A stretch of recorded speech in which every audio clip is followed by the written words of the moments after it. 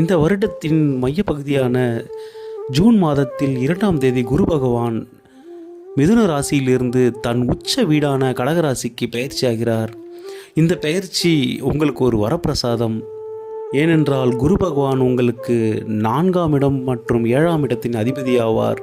சுகஸ்தானம் மற்றும் கலஸ்திரஸ்தானத்தின் அதிபதி உச்சம் பெறுவது மிகவும் நன்மை கொடுக்கும்.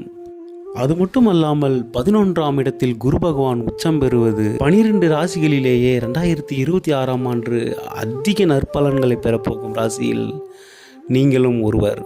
ஏனென்றால் 11இல் உச்சம் பெற்ற குரு அங்கிருந்து மீன ராசியை பார்க்க போகிறார்.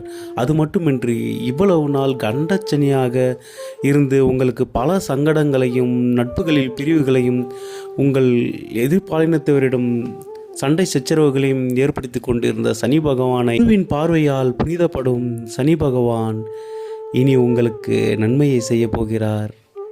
அவரின் சப்தம பார்வை இதுவரை உங்கள் ராசியை பார்த்து கொண்டிருந்தது. அதன் வீரியம் இதன் பிறகு குறையும். இது மட்டுமன்றி குரு பகவான் தனது சமசப்தம பார்வையாக மகர ராசியான உங்களுக்கு 5ஆம் இடத்தை பார்வையிடுகிறார். இதனால் உங்கள் பிள்ளைகளின் வழியில் இருந்த பிரச்சனைகள் தீர்ந்து மேன்மை ஏற்படும். உங்கள் பிள்ளைகளால் உங்களுக்கு நன்மை ஏற்படும். இந்த காலகட்டத்தில் நீங்கள் உங்கள் பிள்ளைகளுக்கு சுபகாரியங்களை செய்து முடிப்பீர்கள். இது நாள் வரை உங்கள் சகோதரத்துவத்தில் ஏதேனும் பிரச்சனைகள் இருந்திருந்தால் அது சுமூகமான முடிவிற்கு வரும். நீங்கள் எதிர்பாராத பல நல்ல பலன்களை குரு பகவான் உங்களுக்கு வழங்கப் போகிறார்.